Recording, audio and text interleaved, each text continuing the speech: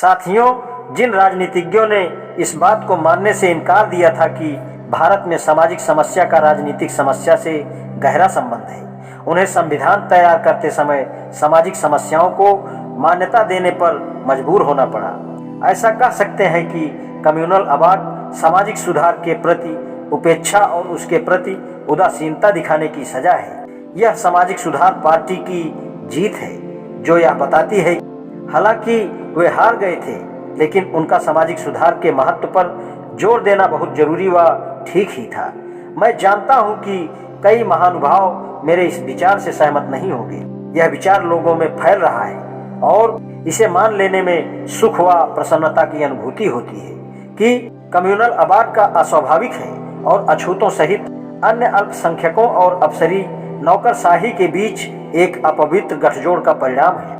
यदि आप कहें कि कम्युनल अवार्ड कोई अच्छा परिणाम नहीं, तो मैं अपनी बात को सही ठहराने के लिए प्रमाण के रूप में कम्युनल अवार्ड का सहारा नहीं लेना चाहता।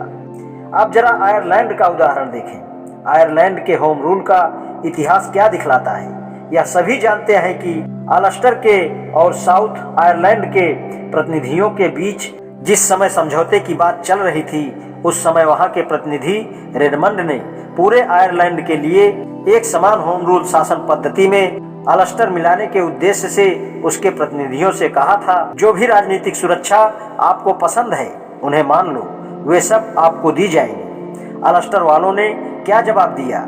उनका जवाब था कि बाहर में जाए आपकी सुरक्षा, हम किसी भी शर्त पर तुम्हारे शासन के अधीन नहीं रहना चाहते हैं। जो लोग भारत के अल्पसंख्यकों को दोष देते हैं, उन्हें विचार करना चाहिए कि यदि अल्पसंख्यकों ने यहाँ भी वही ढंग अपनाया होता जो अल्स्टर ने अपनाया था, तो बहुसंख्यकों की राजनीतिक इच्छाओं की क्या दशा होती।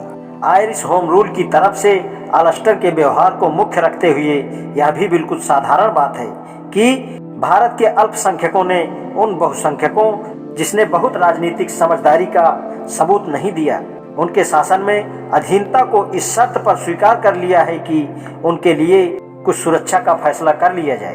खैर, यह तो एक इत्तेफाक की बात थी। खास मुद्दा तो यह है कि अल्स्टर ने ऐसा व्यवहार क्यों किया।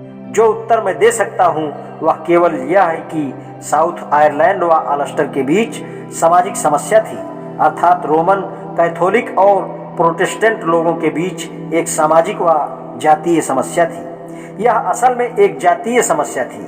अल्स्टर के लोगों ने अपना उत्तर इस ढंग से तैयार किया था कि आयरलैंड का होम रूल आज़ादी, रोम का रूल अर्थात जुर्म होगा।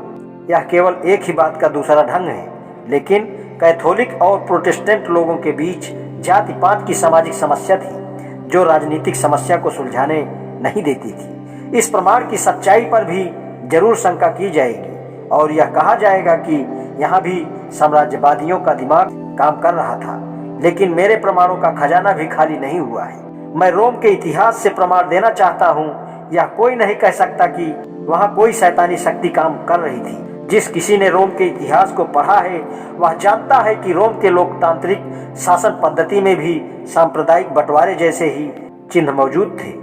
जब रोम में राजा का पद खत्म कर दिया गया, तो राजा का अधिकार यानी इंपीरियम अर्थात राजशाही शक्ति को कौंसल और पॉन्टिफेक्स मैक्सिमस में बांट दिया गया। काउंसलों को राजा का धर्मनिरपेक्ष लौकिक अधिकार सौंप दिया गया और शाही धार्मिक शक्ति पॉन्टिफेक्स मैक्सिमस ने संभाल ली, अर्थात राजा को धार्मिक अधिकार सौंप दिए गए। इस बात पर प्रजातंत्र शासन पद्धति ने यह नियम बनाया था कि दो काउंसलों में से एक पेट्रिशियन और दूसरा प्लेबियन। उसी संविधान में यह भी लिखा था कि पॉन्टिफेक्स मैक्सिमस के अधीन पुरोहित लोगों में से आधे प्लेबियन हो गए और आधे पेट्रिशियन।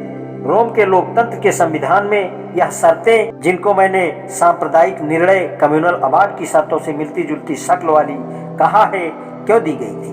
क्योंकि ये लोग अलग अलग जातियां या वर्ण प्लेबियन और पेट्रिशियन में बांटे हुए थे। रोम के लोकतंत्र संविधान को समाज के इन दो भागों के विभाजन को पूरी तरह से ध्यान में रखना पड़ा।